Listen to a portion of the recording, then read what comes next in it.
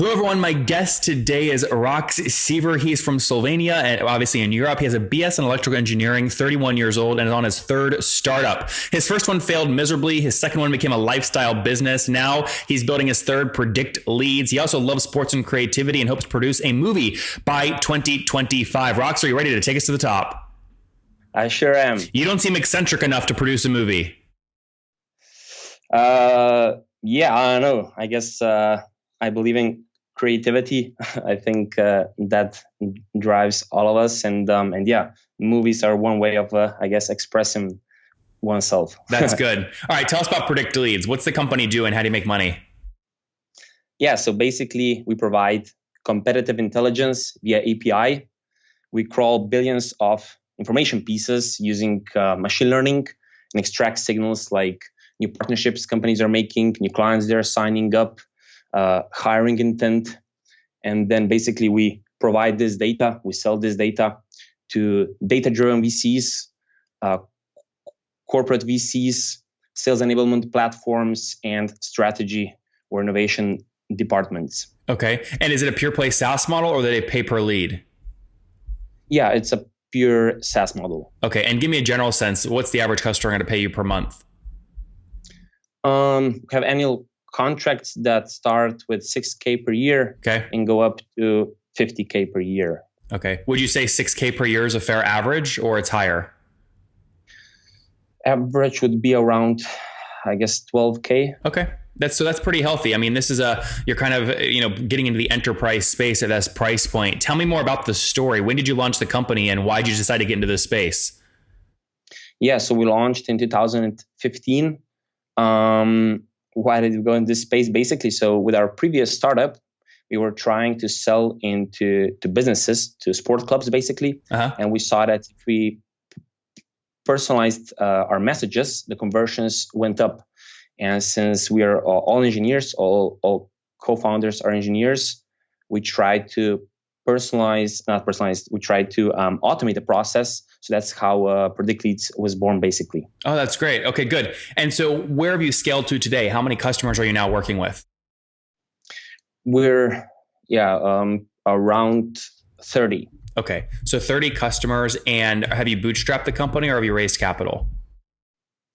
We bootstrapped. We received some, so we were in a startup bootcamp accelerator.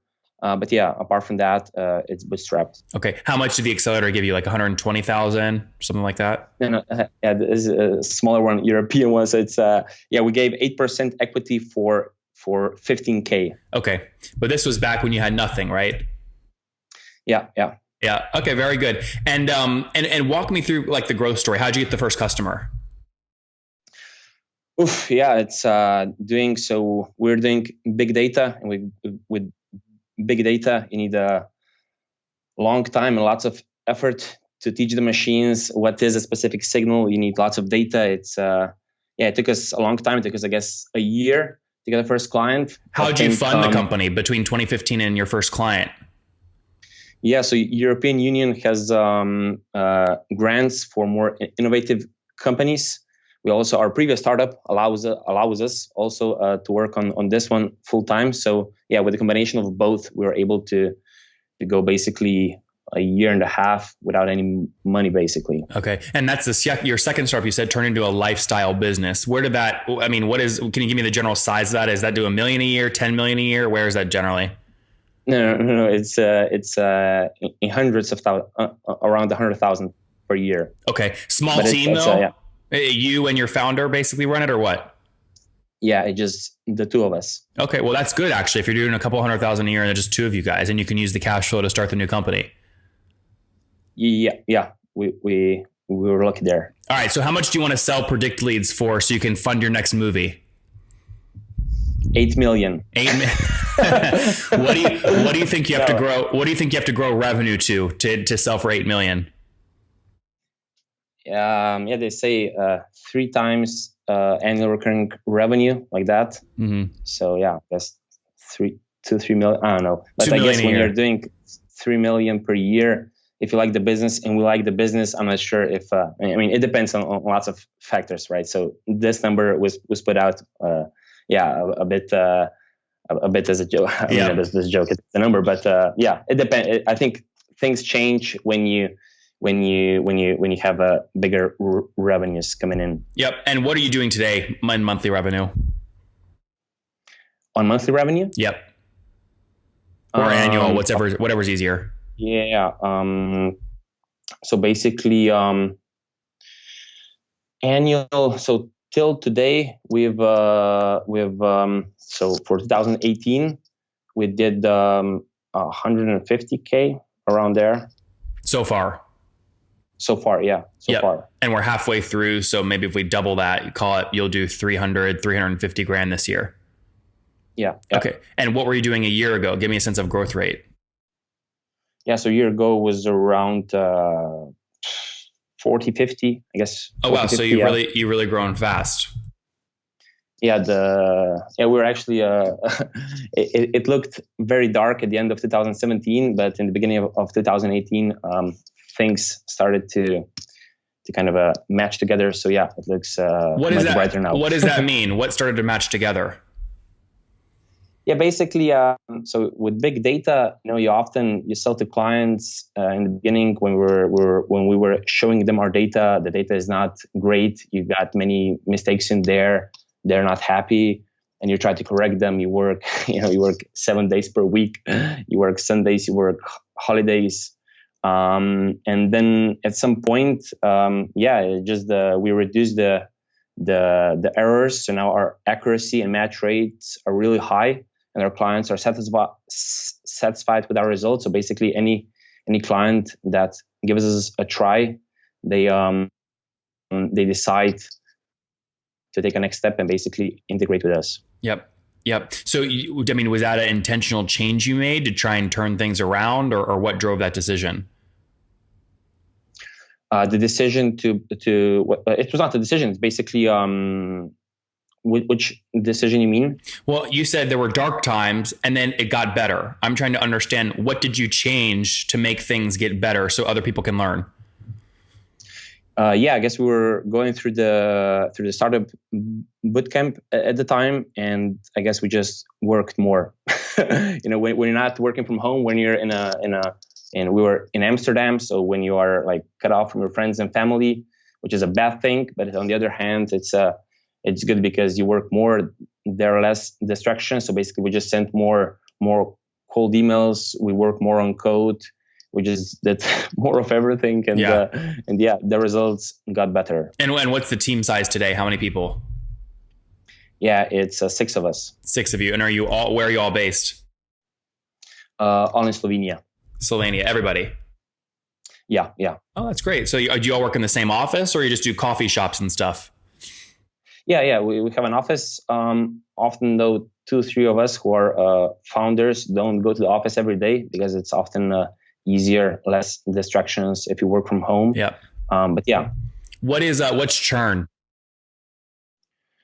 It's I guess we don't have lots of data for that, but it's really low. So basically, it's I'm not sure. Like under what would you say? So for the data part, we have not yet lost a customer. We pivoted a bit.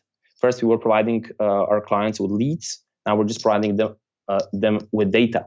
So those clients that we were providing them with leads, those have churned off a bit. But the ones with the API, where we provide API access to company intelligence, to business intelligence, we don't have any churn yet. And how is the data different than, I assume the lead is you're sending them emails. The data is you get the email address, the first name, last name, and some other data points. What other data points do you include in that? Yeah. So basically, you could compare us with like Clearbit or Full Contact, but we're different in that. So we provide more advanced data. We provide things like new partnerships companies are making. So basically, you would, for example, nathanlatka.com. I'm not sure what's that. Yep. So if you would ping us with nathanlatka.com, we would return you the information on. We have 3 main data points. One are events from news. Basically, we give you anything we find from news content, from PR sites, news sites. If Mashable was writing about Nathan, if you partnered with any companies, if you made any acquisitions. So this is the first one. We send you the signals like new partnerships, the partnerships, your current partnerships, the clients you have signed up, if you launched any products. The second one is hiring intent. We actually check more than 12 million websites, and we check their career sites, like job opening sites, and extract that information. So we provide, if you were hiring, if NathanLatka.com was hiring, we can provide this data to data-driven VCs. They say, okay, these are the companies who are hiring. This is often a good signal that the company is growing. Why can't they just get that data from LinkedIn? They can. I guess LinkedIn is a bit of a gray area, and you cannot get the information that easily off of LinkedIn. That's why also we don't crawl LinkedIn.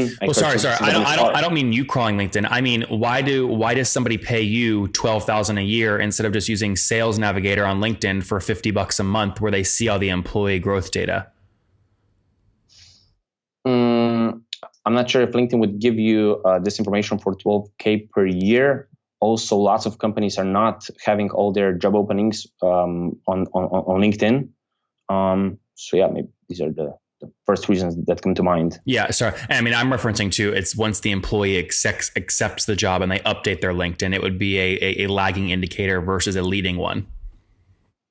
Yeah, so basically we don't, so we only do like company level intelligence. We don't give information on who is working for who. So we don't give them information on if Nathan Latka is working for Nathan Latka or for Oracle. We just check, like, are they hiring for software development? Are they hiring for IS engineers, for truck drivers, whatnot? That's great. What are you spending right now to acquire customers? We're really early, so basically just cold emails and using our mentors to get into accounts. Yep. So imagine it's too early. I mean, to look at economics like lifetime value, months and dollars and payback period, stuff like that, right? I guess so. Yeah. What do you hope to grow to by the end of the year, in terms of revenue? Yeah, I know you said you're at 150 right now. What do you think you'll hit by the end of the year? Yeah, we closed quite a few accounts till now. So our main goal is basically just to make sure we deliver to what we promised to these accounts that we closed till now. So basically now we have a runway of some 10 months. And so our main goal is just keep them, make them happy.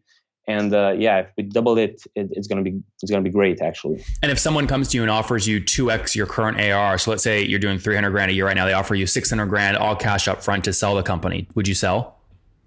No way. Why not? I mean, we just spent so many hours. If you just translate how many hours we spent to build what we have, I guess, and it's. That's one, and the second, I guess, the potential we have is longer. We're not playing this for the short term, right? We're in it for the long haul. Yep, very good. Let's wrap up here, Rox, with the famous 5. Number 1, what's your favorite business book?